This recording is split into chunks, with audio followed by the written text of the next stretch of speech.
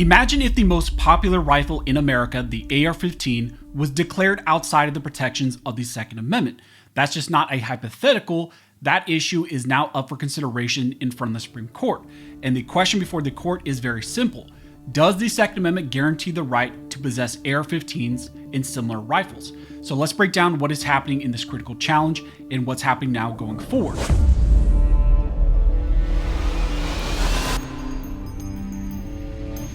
Now, before we jump into this video, I want to thank the sponsor of this video, which is Cylent. Now, let's face it, we all know that our phones and other electronic devices like laptops are actually just tracking devices. Big tech, government agencies, and even cyber criminals, they're all collecting our data, and they're doing that through some of our devices. That's why it's always a good option to maybe look into, Faraday bags and other options, and I highly recommend Cylent. Their Faraday gear and these bags and other items you can get block all wireless signals, cellular, Wi-Fi, Bluetooth, GPS, and a lot of other signals that, government agencies, hackers, all these people use to get into your devices. I use their backpack every single day when I'm going to and from the office. I put my laptop in there, my phone in there, and then also I use it a lot when I'm going through airports or when I'm staying at hotels because, again, I want to protect those devices and I don't want people to get access to my devices, to my phone, or to my laptop. So again, if you're interested, you can protect your privacy, your freedom, and all of your family and your devices by just simply using a Faraday bag. I highly recommend Cylent. You can go to cylent.com/scholar and you can get 15% off and a free shipping as well on these products. Again, simply just go to slnt.com/scholar. And again, I will link that all down below in the details section and also in the pinned comment. As I mentioned in the intro, in this video, we're going to be discussing a critical rifle ban challenge that is now in front of the Supreme Court. This case is called Viramontes versus Cook County. And in this case, the petitioners are individual citizens along with toy organizations like Second Amendment Foundation, and they're challenging Cook County's ordinance, which makes it a crime to sell, transfer, or even possess so-called assault weapons. Now, that term in the county covers over 100 different rifles by name, including AR-15s and AK-47s and other types of platforms. And also there is a ban based on features like a semi-automatic centerfire rifle having something like a pistol grip, a folding stock, or something like a muzzle brake.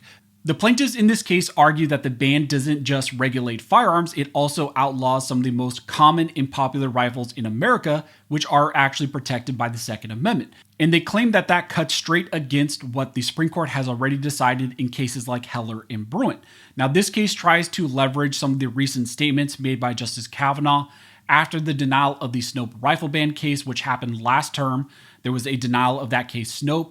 But in that denial, you had a statement from Justice Kavanaugh where he said that the time will essentially come soon where the Supreme Court will need to take up this type of rifle ban issue.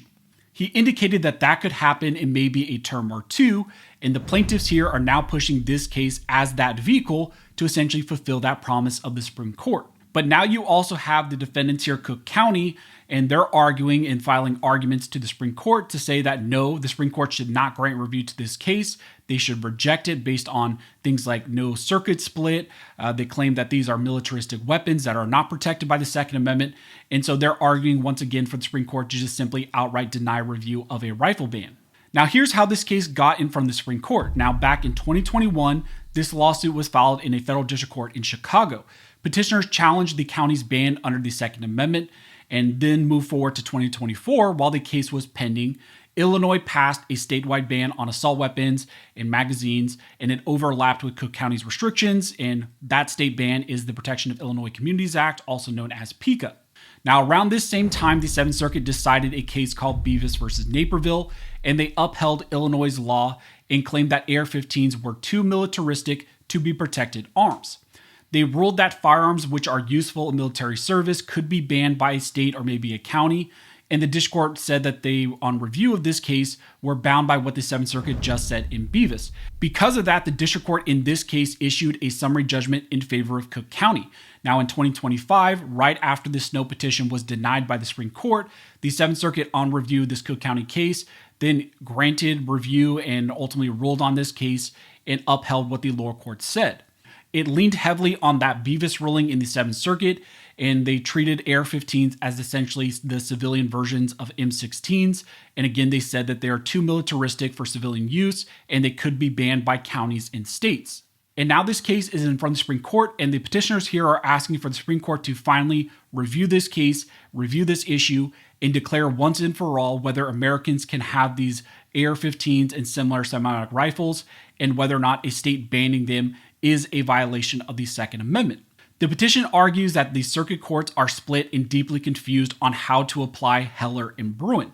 Some courts say that AR-15s are arms, but they can ban them anyways.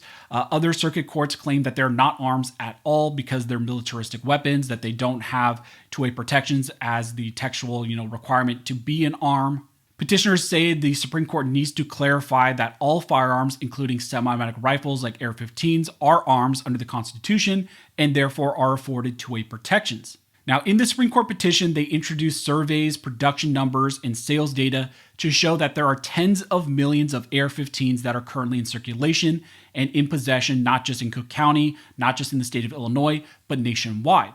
They point out that they are used for lawful purposes like self-defense, target shooting, and hunting, and they argue that if the Second Amendment does not protect this most common and widely owned rifle in the nation, then according to that type of logic of the Seventh Circuit, no arm, no firearm would be protected by the Second Amendment.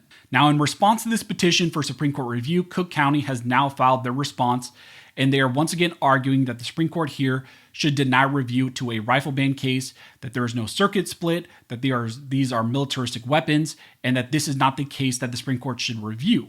Cook County argues that this case doesn't warrant the court's attention for three key reasons. First, they say that there is no circuit split. They state that every federal appeals court to consider and review assault weapon bans and state bans on rifles, including circuit courts like the First Circuit, Second Circuit, Fourth Circuit, and Seventh Circuits, have all upheld these types of restrictions under Bruen. Because of that, they claim there is a consensus, and they argue that there is no national conflict of the circuit courts that needs to be resolved by the Supreme Court. Second, they claim this case is a poor vehicle since they argue the plaintiffs failed to follow some of the basic court procedures down below.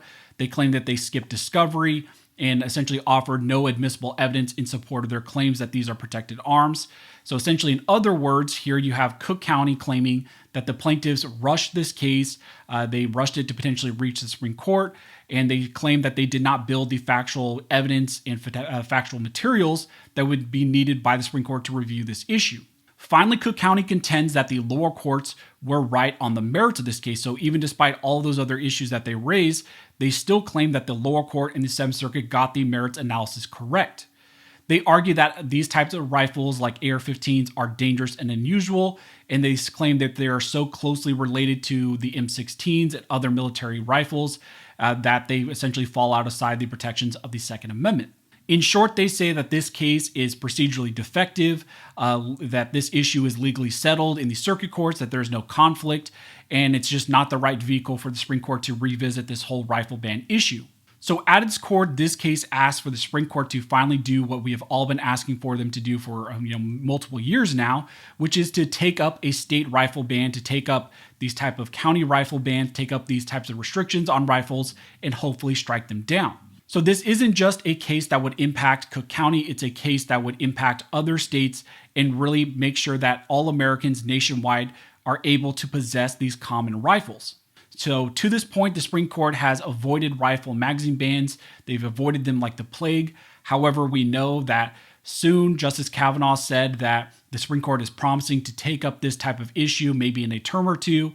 And so now we're going to find out if that promise was true or whether it was just simply another empty promise. So as we get more information, as it develops more, I will let you guys know. If you like this video and you'd like to support the channel, one of the best ways to do that is simply to like, comment, subscribe. All of that helps to fuel the algorithm, and it tells the algorithm that you appreciate this type of two-way content and it should share it to more people. But as always, thank you guys so much for all of your support, and never forget this nation was built by armed scholars, and this nation will be maintained by armed scholars.